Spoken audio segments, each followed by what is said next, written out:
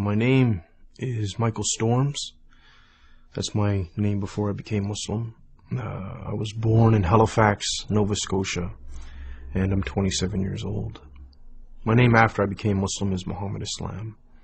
My childhood was very difficult. My family, I came from a very violent background. My family are criminals, you could say. Very bad people. So that was my upbringing. Crime and violence, drugs, things like this. I don't know my father. My father left when I was 2. My mother deported him back to the States. And it was me and my 2 sisters with my mother. And then there's my uncles and my cousins, and they're kind of like always living where we were living. And it's a really tight-knit family, right, with relation to bad stuff. I thought the world was a very negative place because of my family, and like you were saying, because of the environment. I didn't see too many positives. So, and you could also say that my family kind of restricted my access to other things. They wanted me to do things with them. So it reinforced that there's nothing good going on, right? When I was younger, I felt afraid, but then when I grew up a little bit, it became pretty normal. And so the people in my family I wasn't afraid of anymore. I was part of the team. But initially, yeah, because when you're young, you're pure, right? And to be bombarded with a lot of bad things makes you uneasy. Like any hardship, you get accustomed to it, though, right? When I was about 8 years old, I would go to, this was very, very rare. This is before I started doing other things for money. I would go to a bakery called Paradise Bakery, right? And I would wash dishes for hours on end, but I was too young to be paid money. So what Norris would do is he would pay me in food, some bread and jam and dates and little sweets and stuff like this. And I would go home and feed my 2 sisters that because my mother would be off doing some other crime, or she'd be in jail or something like this, right?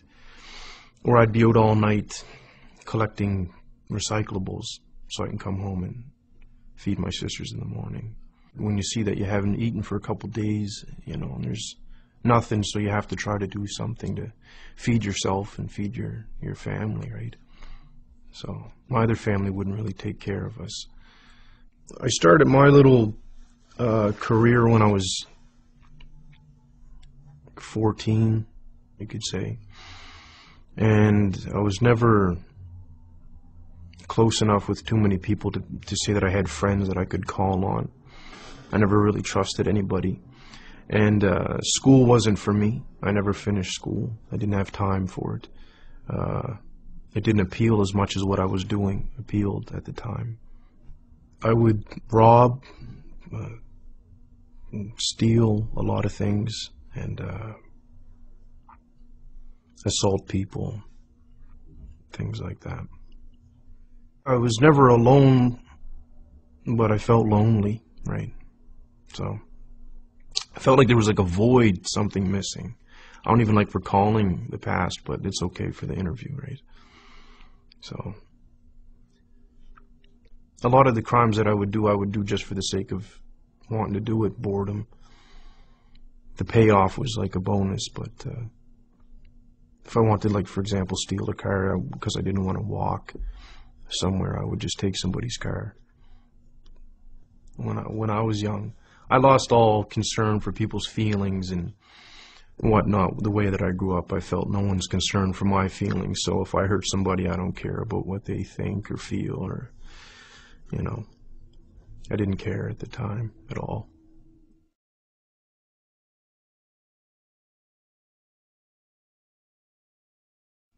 I was in my cell. It was towards the end of my sentence. I was just about to get out. And I didn't want to, I wanted to do something else. I didn't want to continue being bad, you could say.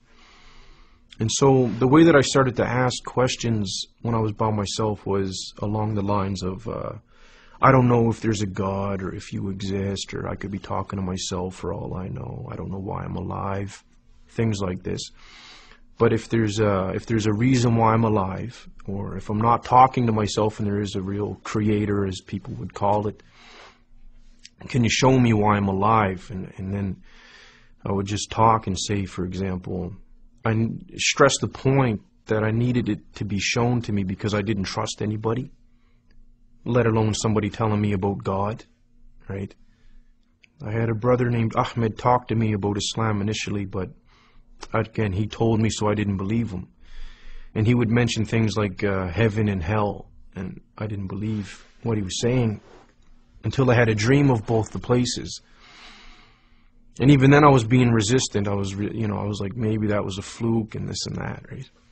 I had a dream of the Prophet Muhammad, peace be upon him.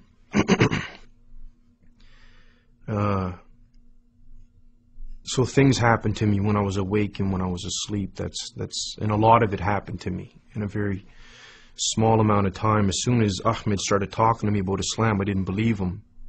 Allah already knew that I wouldn't believe him, but that was like Islam, Muhammad, Allah, and it's like whatever.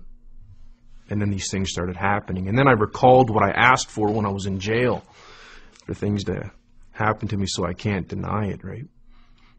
It was very, very difficult.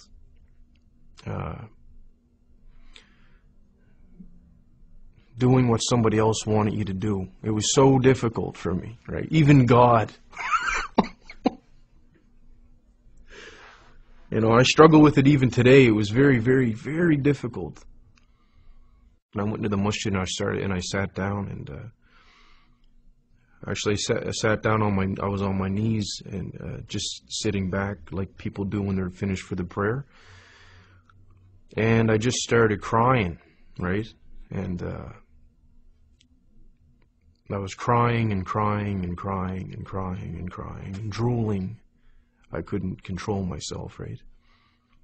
So it was like 20 years of betrayal and stress, violence and anger and all these things built up, and then it's like Allah allowed me to just get rid of it all. And I cried for a very, very, very, very, very long time, right? And I couldn't move, right? I was just crying. And then I remember saying at the end of it, all right, I'll try to do what you want me to do. I am most pleased that I pray. Yeah, it's important, very, very important. A feeling of safety from Allah and from His punishment, you could say. That's what I get out of it, like a calmness and that I'm all right for right now until the next prayer comes in, or until tomorrow. My future, I see it as positive in the dunya because it's going to be controlled and very simple, and that's why that's my positive future here. Very simple lifestyle. That's positive. Don't hurt nobody. Don't get hurt. Inshallah, if I get forgiven in the next life, that's what makes me feel really positive, right? If I get forgiven, it'll be great. Inshallah. La ilaha illallah, la ilaha illallah, la ilaha illallah, la ilaha illallah, la ilaha illallah, ya